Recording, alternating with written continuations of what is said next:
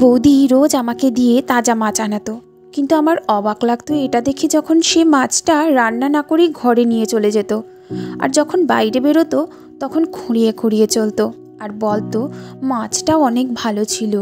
একদিন বৌদির এই রহস্য জানার জন্য আমি নিজের বোনকে বৌদির ঘরে লুকিয়ে থাকতে বলি। কিছুক্ষণ পর আমার বোনও খুঁড়িয়ে খুঁড়িয়ে ঘরের বাইরে বেরিয়ে আসে। এটা দেখে তো আমার প্রাণ বেরিয়ে যাওয়ার মতো অবস্থা হয়। একদিন বৌদি আমাকে 1 কিলো মাছ আনতে বলে। আমি যখনই মাছ কিনে বাড়ি ফিরি তখনই বৌদি আমার থেকে সেই মাছটা নিয়ে নিজের ঘরে চলে যায়। আমি অবাক হয়ে ভাবতে থাকি যে বৌদির কি হলো। আধ ঘন্টা সবে হয়েছিল তখনই আমার ভাই অফিস থেকে ফিরে আসে। তার শরীর খারাপ ছিল। আমি হল ঘরে বসেছিলাম। তাড়াতাড়ি উঠে তার কাছে গেলাম। আমি তার জন্য চিন্তিত ছিলাম। সে বলল কিছুক্ষণ আরাম করলে ঠিক হয়ে যাবে। তারপর সে নিজের ঘরের ভেতরে যাওয়ার জন্য দরজা খোলার চেষ্টা করে, কিন্তু দরজা ভেতর থেকে বন্ধ ছিল। ভাই অনেক রেগে যায়। সে অনেকবার দরজায় ধাক্কায়, কিন্তু ঘরের ভেতর থেকে বৌদির কোনো আওয়াজ পাওয়া যায় না। ভাই আমার দিকে ফিরে জিজ্ঞাসা করে, তোমার বৌদি কোথায়? আর দরজা ভেতর থেকে বন্ধ কেন? আমি বলি, বৌদি তো ঘরের ভেতরেই আছে, হয়তো ঘুমিয়ে পড়েছে। ভাই তখন জোরে জোরে চিৎকার করতে থাকে যে তাড়াতাড়ি দরজা খোলো, কিন্তু তারপরেও বৌদির কোনো উত্তর পাওয়া যায় না। আমি ভাইয়ের হাত ধরে চেয়ারের কাছে নিয়ে গিয়ে বলি, তুমি এখানে বসো, আমি দরজা খোলার ব্যবস্থা করছি। তারপর আমি জোরে দরজায় ধাক্কা দেওয়া শুরু করি, আর সাথে সাথে এটাও বলি, বৌদি দরজা খোলো, ভাই আরাম করার জন্য ঘরে যাবে, তার শরীরটা ভালো নেই। কিন্তু তারপরেও কোনো কাজ হয় না। আমিও ভাইয়ের কাছে এসে বসে পড়ি। সে তো রেগে আগুন হয়ে গেছিল। আমি ভাইকে বলি, তুমি আমার ঘরে আরাম করতে পারো, হয়তো বৌদি ঘুমিয়ে পড়েছে। ভাই বলে যে না, তুমি নিজের ঘরে গিয়ে আরাম করো। কিন্তু আমি ভাইয়ের কাছেই বসে থাকি। তখনই ভাইয়ের ঘরের দরজা খুলে যায়, আর বৌদি খোঁড়াতে খোঁড়াতে ঘরের বাইরে বেরিয়ে আসে। ভাই একদম রেগে বৌদিকে বলে, ঘরের দরজা ভেতর থেকে কেন বন্ধ ছিল?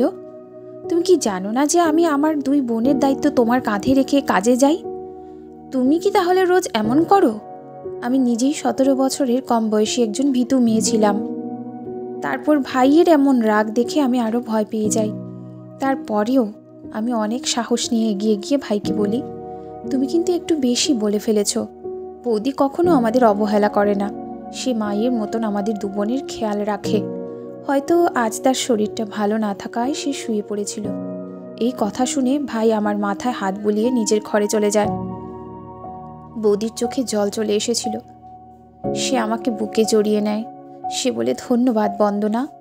আমি বলি, ধন্যবাদ কিসের জন্য বৌদি? এইসব বাদ দাও, চলো রান্নাঘরে একসাথে মাছটা রান্না করি। বৌদি এক মুহূর্তের জন্য চিন্তিত হয়ে গিয়ে বলে, বন্দনা, মাছটা তো আমি খেয়ে ফেলেছি, তুমি নিজের ঘরে গিয়ে পড়াশোনা করো। বৌদি খুঁড়িয়ে খুঁড়িয়ে রান্নাঘরে চলে গেল। আমি অবাক হয়ে দাঁড়িয়ে ভাবলাম, বৌদি আমাকে মিথ্যে কথা বলল যেন, যে সে মাছ খেয়ে নিয়েছে। আমি নিজের চোখে দেখেছিলাম যে কাঁচা মাছ সে নিজের ঘরে নিয়ে যাচ্ছিল। আমি নিজের ঘরে এসে পড়াশোনা করতে করতে না জানি কখন ঘুমিয়ে পড়েছিলাম। সন্ধেবেলা আমার চোখ খোলে। আমি আর নন্দিনী মিলে রান্নাঘরে গিয়ে বৌদির সাথে রান্নাঘরের কাজ করতে থাকি। আজ বৌদিকে দেখে মনে হচ্ছিল যেন সে একটু অস্বস্তিতে আছে। ভাইও রান্নাঘরে চলে আসে। ভাইকে দেখে আগের থেকে অনেক সুস্থ মনে হচ্ছিল। সে বৌদির সাথে ভালো করে কথা বলছিল। আমি আমার মনের ভুল ভেবে সেই সমস্ত কথাগুলোকে খুব একটা পাত্তা দিইনি। পরের দিন সকালে উঠে আমি কলেজের জন্য তৈরি হয়ে ভাইয়ের সাথে কলেজের জন্য বেরিয়ে পড়ি। সে অফিস যাওয়ার সময় আমাকে কলেজে নিয়ে যেত। আমি আর নন্দিনী একই কলেজে পড়তাম। তার ফার্স্ট ইয়ারের পরীক্ষা হয়ে গেছিল, সেই জন্য তার ছুটি ছিল, আর আমার থার্ড ইয়ারের পরীক্ষা বাকি ছিল। কলেজ শেষ করে যখন বাড়ি ফিরি তখন দেখি বৌদি আমার জন্য অপেক্ষা করছে। সে বলে, বন্দনা, তাড়াতাড়ি জামা কাপড় বদলে আমার জন্য 1 কিলো মাছ এনে দাও। আমি বৌদির কথা মতো 1 কিলো মাছ কিনে আনি। বৌদিকে মাছ দিয়ে তাকে বলি, বৌদি আজকে মাছের তরকারি বানিয়ে দিও। এই কথা শুনে আমার বৌদির মুখের রং ফিকে হয়ে যায়। তারপর সে মাথা নাড়িয়ে নিজের ঘরে চলে যায় সেই মাছটা নিয়ে। আমার একটু অস্বস্তি হচ্ছিল এটা দেখে যে কাঁচা মাছ নিজের ঘরে কে নিয়ে যায়। তারপর আমি নিজের ঘরে এসে পড়তে বসি। সন্ধেবেলা ভাই অফিস থেকে ফিরলে সে আমার আর নন্দিনীর জন্য খাবার নিয়ে আসতো। ভাইয়ের আওয়াজ শুনে বৌদির ঘরের বাইরে বেরোনোর সময় খুঁড়িয়ে খুঁড়িয়ে হাঁটছিল। আমি অবাক হয়ে যাই যে কিছুক্ষণ আগে পর্যন্ত তো বৌদির পা ঠিক ছিল, এখন আবার খুঁড়িয়ে চলছে কেন? আমার সন্দেহ হয় সে ভাইকে দেখানোর জন্য কি এমন নাটক করছে। কিন্তু বৌদির দিকে তাকাতে আমি সুস্পষ্টভাবে বুঝতে পারি যে বৌদি কষ্ট পাচ্ছে। আমি বৌদির কাছে গিয়ে জিজ্ঞাসা করি, তোমার পায়ে কি হয়েছে? সে চুপ হয়ে যায়। ভাইকে দেখে বৌদি তাড়াতাড়ি করে রান্নাঘরে চলে যায়। আমিও রান্নাঘরে গিয়ে তাকে সাহায্য করতে শুরু করি।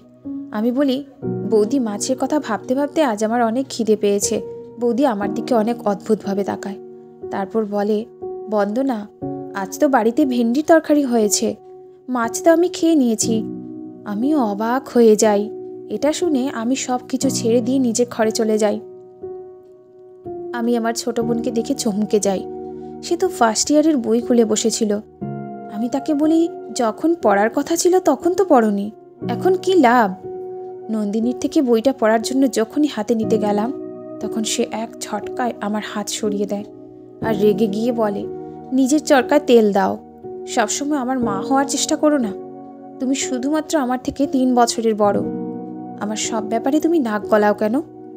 নন্দিনী এর আগে কখনো এইভাবে আমার সাথে কথা বলেনি। আমি সেই ঘর থেকে বেরিয়ে ভাইয়ের পাশে এসে বসি। ভাই আমাকে প্রায়ই পড়াশোনার ব্যাপারে জিজ্ঞাসা করত, কিন্তু আমার সব ধ্যান বৌদির পায়ের উপর থাকতো। সে ভাইয়ের সামনে না আসার জন্য অনেক চেষ্টা করছিল আর যতটা সম্ভব না খুঁড়িয়ে চলার চেষ্টা করছিল।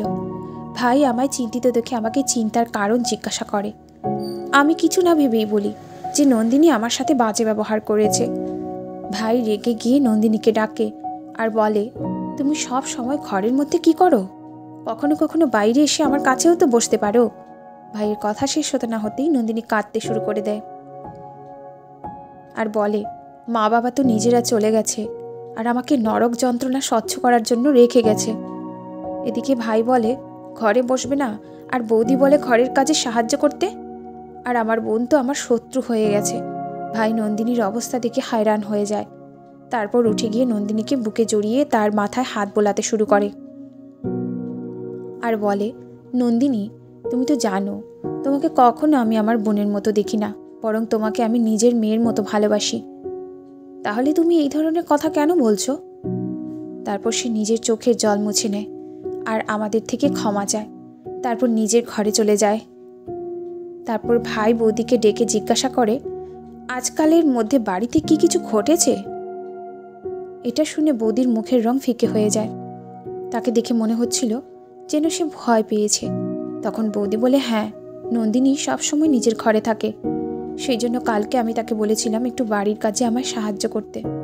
হয়তো এই কথা তার খারাপ লাগে, কিন্তু কেন জানি না আমার মনে হয় বৌদি কিছু একটা আমাদের থেকে গোপন করছে। কিছু না কিছু তো গন্ডগোল ছিল। পরের দিন ভাই আমাদের বাড়ির জন্য টিভি নিয়ে আসে। ভালো ভালো বই আর উপন্যাস নন্দিনীর হাতে দিয়ে বলে, আজকের পর থেকে তুমি আর বোর হবে না। বৌদির হাতে লুডো দিয়ে বলে, তুমি আর বন্দনা মাঝে মধ্যে লুডো খেলো। বৌদি হেসে নিজের ঘরে চলে যায় আর আমিও নিজের ঘরে চলে যাই। নন্দিনী বলে, আমি তো সারা দিন সিনেমা দেখি আর তুমি বই পড়বে? আমারও লোভ হচ্ছিল, কারণ ভাই নন্দিনীর জন্য ছোটদের দেখার মুভি নিয়ে এসেছিল। আমি অনেক রাত পর্যন্ত জেগে বই পড়তাম। আমি পড়ছিলাম, সে সময় বৌদিকে নিজের ঘর থেকে বেরোতে দেখি। সে ধীর পায়ে ছাদের দিকে চলে গেল। এই সময় ছাদে বৌদি কেন যাচ্ছে এটা দেখে আমার চিন্তা হয়। আমি পড়াশোনা বন্ধ করে বাইরের দিকে দেখতে থাকি। প্রায় 1 ঘন্টা পর বৌদি নিচে নেমে আসে আর নিজের ঘরে চলে যায়। এইসব আসলে হচ্ছিলটা কি? আমার মন পড়াশোনায় বসতো না। আমি কলেজ থেকে ফেরার পর বৌদি আমার হাতে পয়সা ধরিয়ে দিয়ে বলে, মাছ কিনে আনো। আমি জামা কাপড় বদলানোর জন্য ঘরে যেতেই চমকে যাই যে নন্দিনী ফার্স্ট ইয়ারের ফিজিক্সের বই পড়ছিল। আমাকে দেখে সে ঘাবড়ে গিয়ে তাড়াতাড়ি বইটা ফেলে দিয়ে ঘরের বাইরে চলে যায়। আমি ভাবলাম আগে বৌদিকে মাছটা এনে দিই, নন্দিনীর ব্যাপারটা পরে দেখব। আমি মাছ এনে দিই। বৌদি আমার হাত থেকে মাছটা নিয়ে কোনো কথা না বলে নিজের ঘরে চলে যায় এবং ভেতর থেকে ঘরের দরজা বন্ধ করে দেয়। এইসব কিছুকে খুব একটা পাত্তা না দিয়ে আমি নন্দিনীর ব্যাপারটা দেখতে ঘরের ভেতরে চলে যাই। তখন নন্দিনী বলে, বন্দনা, তুমি রোজ রোজ বৌদিকে মাছ এনে দিও না। আমি অবাক হয়ে যাই আর ভাবি, সে এরকম কথা কেন বলছে। আমি জিজ্ঞাসা করি, কেন, কি হয়েছে? নন্দিনী উঠে এসে আমার কানে এমন কিছু কথা বলে যেগুলো শুনে আমার মাথা ঘুরতে শুরু করে। আমি নন্দিনীর কথায় আত্মবিশ্বাস করতেও পারতাম না, কারণ সে সব সময় ঘরে বসে থাকতো। বৌদির ব্যাপারে সে আমার থেকে বেশি জানবে। আমি নন্দিনীকে দিব্যি দিয়ে বারণ করে দেই যে সে যেন আর কখনো এই সমস্ত কথা না বলে। আমি নিজেই এইসব কিছুর ব্যাপারে সমাধান করব। সব সত্য সামনে আসার পর তুমি কথা বলবে এই ব্যাপারে। আমি পড়তে বসি আর নন্দিনী ছাদে চলে যায়। আমার একদম পড়তে ভালো লাগছিল না। আমি আর নন্দিনী বৌদির জন্য চিন্তায় ছিলাম। এরা দুজনেই অদ্ভুত অদ্ভুত কাজ করছিল। আমি এসব চিন্তা ভাবনা করছিলাম, তখন বৌদি নিজের ঘর থেকে খুঁড়িয়ে খুঁড়িয়ে বের হলো। আমার কিছু গন্ডগোল আছে বলে মনে হয়। আমি জিজ্ঞাসা করি, বৌদি মাছ কোথায়? বৌদি বলে, আমি তো মাছ খেয়ে নিয়েছি, অনেক সুস্বাদু ছিল। আমি চুপ হয়ে যাই। বৌদি খুঁড়িয়ে খুঁড়িয়ে নিজের কাজ করতে লাগলো। তারপর হঠাৎ বৌদি জিজ্ঞাসা করে, নন্দিনী কোথায়? আমি বলি, সে ছাদে গেছে। এই কথা শুনে বৌদির মুখের রং ফিকে হয়ে যায়। সে খুঁড়িয়ে খুঁড়িয়ে ছাদে চলে গেল।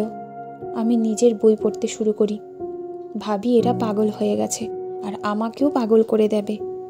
কিন্তু কোনোভাবেই আমার পড়াশোনায় মন বসছিল না। বৌদির ছাদে যাওয়ার অনেকক্ষণ সময় হয়ে গেছিল। আমিও তাদের পেছন পেছন ছাদে চলে যাই।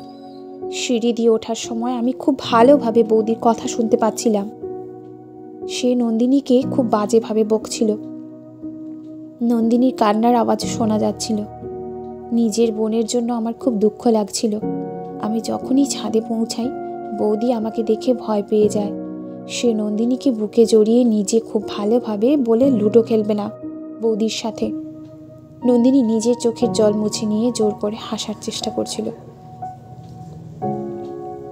আমি তাদের দুজনকে এইভাবে দেখে অবাক হয়ে যাই। আমি নন্দিনীর হাত ধরে তাকে টেনে নিয়ে নিচে চলে আসি। ঘরে নিয়ে গিয়ে তাকে জিজ্ঞাসা করি, বৌদি তোমাকে কেন বকছিল? নন্দিনী ঘাবড়ে গিয়ে বলে যে না না, বৌদি আমাকে কেন বকবে? সে তো আমাকে অনেক ভালোবাসে। আমি চুপ করে যাই। আমি বলি, নন্দিনী, আমার তোমার সাহায্যের প্রয়োজন। আমি বৌদির রহস্য জানতে চাই। সেদিন তুমি আমাকে যে কথাগুলো বললে সেগুলো শুধু তোমার মনের ভুল, কিন্তু আমি চাই তুমি আমাকে প্রমাণ দেখাও। কালকে যখন আমি বৌদিকে মাছ কিনে এনে দেব, তুমি চুপ করে বৌদির ঘরে লুকিয়ে থাকবে আর দেখবে বৌদি কি করে মাছ খায় আর সে কেন খুঁড়িয়ে খুঁড়িয়ে ঘরের বাইরে বের হয়। আমার কথা শুনে নন্দিনী বলে, বন্দনা, আমি তোমাকে সাহায্য করব। পরের দিন যখন কলেজ থেকে বাড়ি ফিরি, তখন দেখি বৌদি আমার জন্য অপেক্ষা করছে। সে বলে, বন্দনা, তাড়াতাড়ি আমার জন্য মাছ এনে দাও। আমি মুখ ধুয়ে ঘরে চলে যাই আর নন্দিনীকে সব বুঝিয়ে দিই। যখনই আমি বৌদিকে ডাকবো, তখনই তুমি তাকে ঘরে গিয়ে লুকিয়ে পড়বে। আমি বৌদিকে ডেকে বললাম, এখন মাছের দাম আগের থেকে বেড়ে গেছে, আমাকে আরও কিছু টাকা দাও। বৌদি হেসে বলে, হ্যাঁ, আমি এক্ষুনি এনে দিচ্ছি। ব্যাস এইটুকু সময়ের মধ্যে নন্দিনী বৌদির ঘরে গিয়ে লুকিয়ে পড়ে। আমি মাছ আনার পর বৌদি খুশি হয়ে আমার কাছ থেকে মাছ নিয়ে নিজের ঘরে চলে যায়। আমি হল ঘরে গিয়ে বেড়ালের মতো পাক খাচ্ছিলাম। 1 ঘন্টা পর বৌদি ঘরের দরজা খুলে খুঁড়িয়ে খুঁড়িয়ে বের হয়। সে রান্নাঘরে চলে যায়। নন্দিনীও খুঁড়িয়ে খুঁড়িয়ে ঘর থেকে বের হয়। তাকে দেখে আমার ভয় লাগে আর আমি তাকে ধরে ঘরে নিয়ে আসি। তারপর জিজ্ঞাসা করি, বলো, কি জানতে পেরেছ? তাকে দেখে অনেক চিন্তিত মনে হচ্ছিল। তখন নন্দিনী বলে, বন্দনা, আমি তো তোমাকে প্রথমেই বলেছিলাম বৌদি লুকিয়ে লুকিয়ে বাড়ির বাইরে যায়।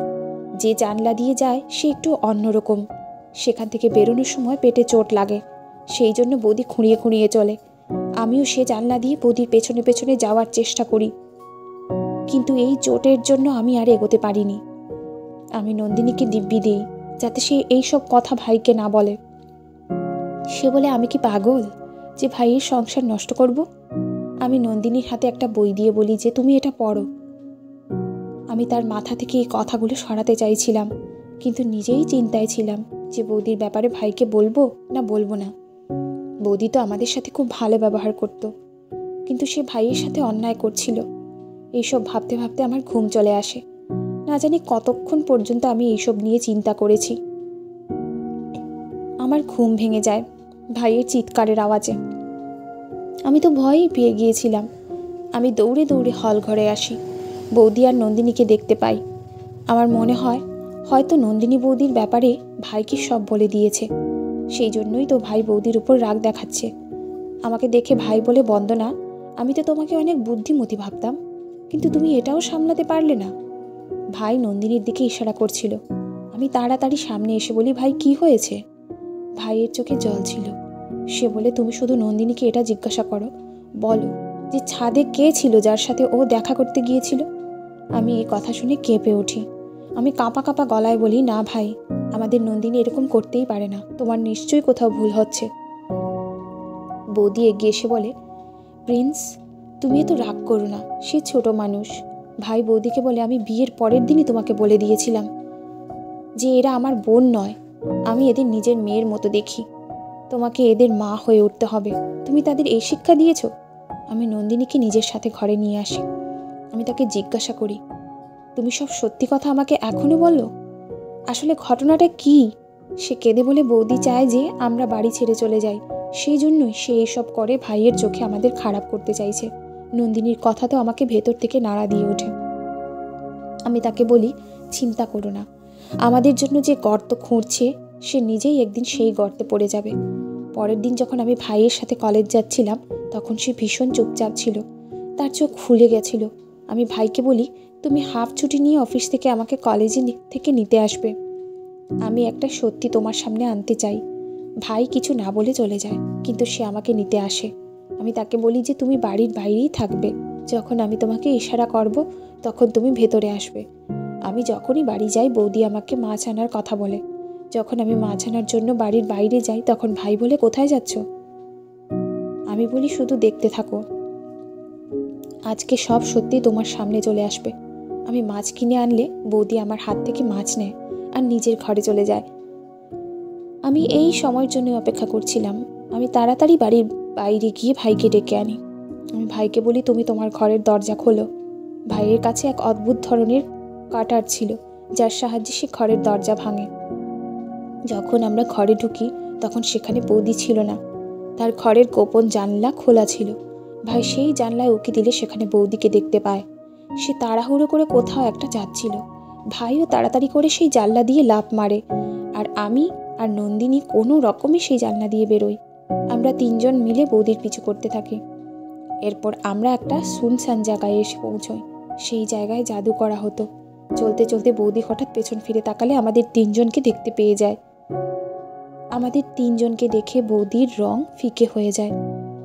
ভাই বৌদির হাত ধরে তাকে বাড়িতে নিয়ে আসে। ভাইয়ের রাগ ভয়ঙ্কর রূপ নিয়েছিল।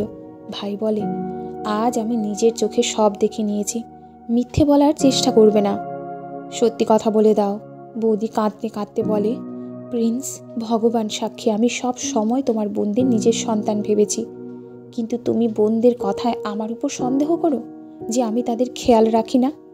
তুমি সব সময় তাদের জন্য আমাকে বকাবকি করো। আমার একটা মনের ভুল হতো যে তুমি হয়তো আমাকে আর ভালোবাসো না। এমন মনে হতো যে তুমি হয়তো অন্য কাউকে ভালোবাসো, সেই জন্য আমাকে ডিভোর্স দিয়ে দেবে। এই কথা আমি আমার বড় দিদিকে বললে সে বলে একটা পীর বাবা আছে যে খুব ভালো জাদু করে, যার ফলে বর হাতের মুঠোয় চলে আসবে। সেই জন্য আমি তোমাদের লুকিয়ে সেইখানে যেতাম। বাবা বলেছিল পুরো 30 দিন 1 কিলো মাছ তাকে এনে দিতে হবে, আর এইসব করার 27 দিন হয়ে গেছে। তোমাদের চলে যাওয়ার পর আমি এইসব কাজ করতাম।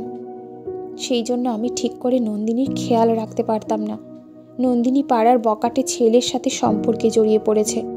নন্দিনীর উপর আমার অনেক সন্দেহ হয়। সেই জন্য মাঝরাতে উঠে আমি ছাদে চলে যাই। তখন আমি রাজনের চিঠি পাই, যেখানে নন্দিনীর অনেক প্রশংসা লেখা ছিল। সেই চিঠি আমি নন্দিনীকে দেখিয়ে বলি যে তোমার এইসব কার্যকলাপ আমি তোমার ভাইকে বলে দেব, তুমি এইগুলো আর করো না। তখন নন্দিনী আমাকে নিজের শত্রু ভাবতে শুরু করে।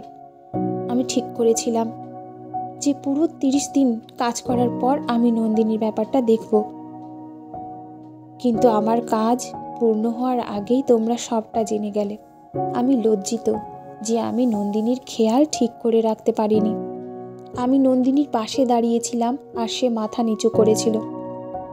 ভাই এগিয়ে গিয়ে নন্দিনীর মাথায় হাত রেখে বলে, যদি রাজন ভালো ছেলে হতো তবে আমি নিজে তার সাথে তোমার বিয়ে দিতাম, কিন্তু সে ভালো মানুষ নয়। নন্দিনী বলে, ভাই আমি আবেগের বশে ভুল কাজ করে ফেলেছি, না হলে রাজনের ওপর আমার কোনো আগ্রহ ছিল না। ভাই হেসে দেয়, তারপর সে আমাদের দুজনকে ঘরে পাঠিয়ে দেয়। হয়তো এইবার বৌদির সাথে কোনো বোঝাপড়া করবে। সে কখনো আমাদের সামনে বৌদিকে বকাবকি করতো না। আমি ভাইকে বলি, ভাই বৌদিকে কিছু বলবে না, সে আমাদের মায়ের মতো। বৌদি কেঁদে আমাদের দুই বোনকে বুকে জড়িয়ে নেয়। আবারও একবার সুখ শান্তি আমাদের ঘরে বিরাজমান হয়ে ওঠে। ধন্যবাদ বন্ধুরা। ভিডিওটি যদি ভালো লেগে থাকে অবশ্যই চ্যানেলটিকে সাবস্ক্রাইব করে ভিডিওটিতে একটি লাইক, কমেন্ট, শেয়ার করে দিবেন। ততক্ষণ পর্যন্ত সবাই খুব ভালো থাকবেন।